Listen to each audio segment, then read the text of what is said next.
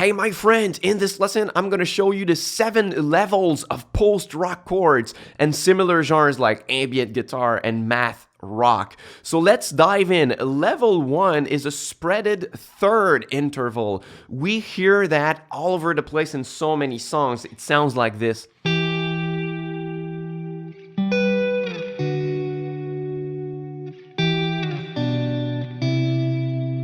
We've all heard that before, right? So it's a spreaded third interval. So I'm going to show it to you on E minor for most of this lesson.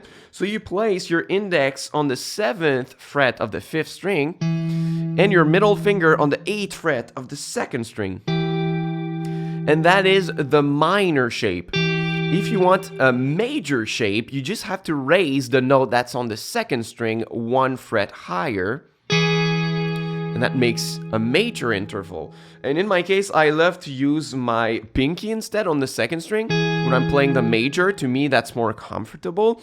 So in my case, I was playing, so that it fits in my key of E minor, I was playing E minor, and then G major, D major, then B minor, and C major.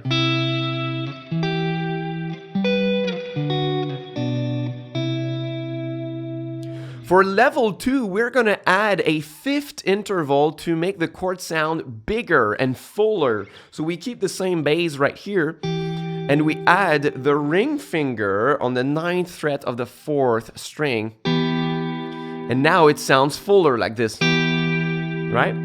And if you want to build a major chord, it's exactly the same principle. The note on the 2nd string has to be raised 1 fret higher, but the rest doesn't move, the 2 notes at the bottom, right? And I think it's because of that I like to use my pinky on the 2nd string, because when you play the full spread triad chord like this, then you already use your pinky for that, right? So in that case, I would play it once again.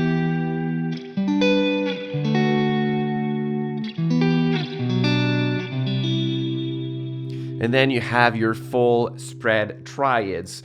On level 3, I'm going to replace the 5th interval that we just added because it's an empty sounding interval. Like a power chord, right? It doesn't add much richness to the chord. It's just to make it sound fuller. But I'm going to replace this note by a 7th, which is a much richer extension to the chord. So I'm adding the middle finger on the 7th fret of the 3rd string, and I'm gonna keep the note on the 8th fret of the 2nd string. So that makes a minor 7 chord,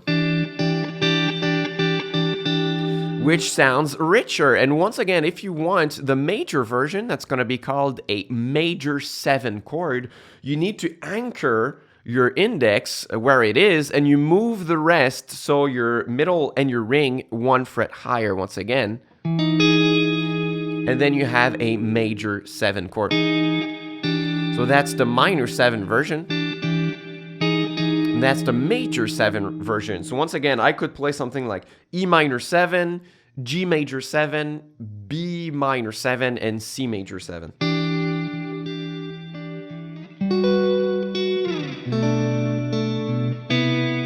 So exactly the same shapes, but from different starting point.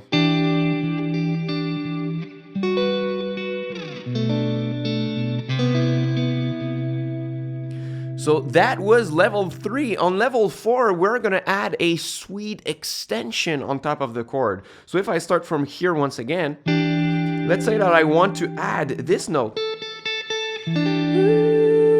That would be a nice extended chord, so I have to refret everything so that this note fits on the 1st string. So now I'm going to use my middle finger first, ring, pinky, and index to stretch it until I reach the 5th fret of the 1st string. So now that's a beautiful E minor 11 shape. I love it like this because the 11th extension shines on top of the chord, and the bass note has room to breathe at the bottom. So if you want to make this chord into a major version, it depends where you play in your scale. You want to choose chords choose notes rather that are going to fit in your scale. So in my case, if I play on G, for example, then I'm gonna play it like this. So I'm gonna keep the same minor shape, but I'm gonna push the ring and the pinky 1 fret higher. So that's a stretchier version to that chord. So that the C note, which fits in the key of E minor, is in the chord. But if I were to play, for example, on C major 7, then I would have a less stretchy version. Like this, instead of playing it like this, I play on the 2nd fret.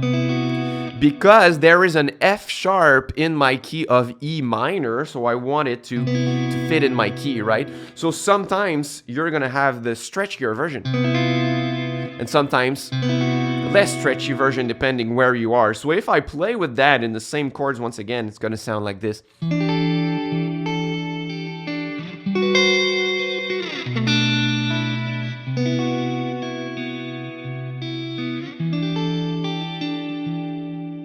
So that was level 4. On level 5, I'm gonna add more dissonance inside of the chord. So I'm actually gonna get rid of the 7th to replace it with a super harsh, super sharp dissonance, and it's gonna sound like this. So since we play on E minor, you can leave the open 6th string open. So you see here, it adds such complexity, such richness to the chord. And it's quite stretchy, and you have to bar the 5th string from the 3rd fret so that we can hear both of these notes right here. Up to level 6, now we're gonna try to incorporate tapping with our I was about to say right hand, but your picking hand. I don't want to leave the lefties out of this lesson. So I'm going to keep the same dissonance principle, but I'm going to try to find other notes to add extensions with tapping. Something like this.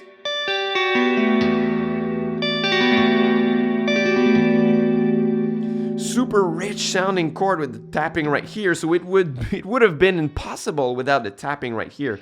So you've got a common shape right here. It's kind of a major 7 shape, but since we're playing on E, it's an E minor, and then we add the A note right here.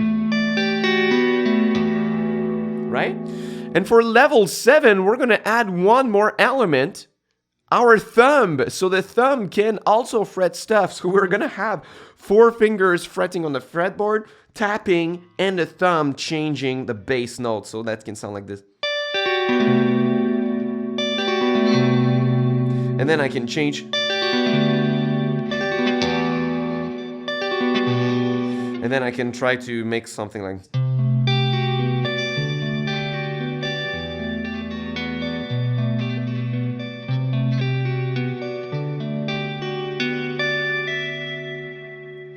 So I could have gone further and added level 8 or 9. If you're playing math rock, this is probably nothing for you. I could have added double or triple tap and more stretches, more dissonance. I don't know, something like this maybe.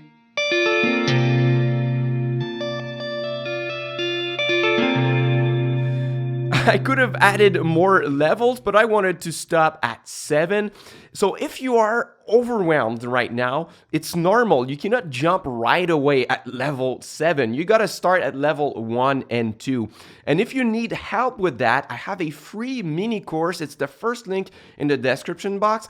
And I take my time way more than in this lesson to show you those little third intervals and spread triad chords and many more kinds of shapes like major, minor, suspended, diminished, starting from other strings, and then how to play them fluently on the fretboard with exercises. I'm giving you the chord charts, so it's super valuable. If you don't already have it, you can click first link in the description box below. This is my gift to you, and I hope that someday you will go to level 7. So thank you very much for watching, and until next time, au revoir.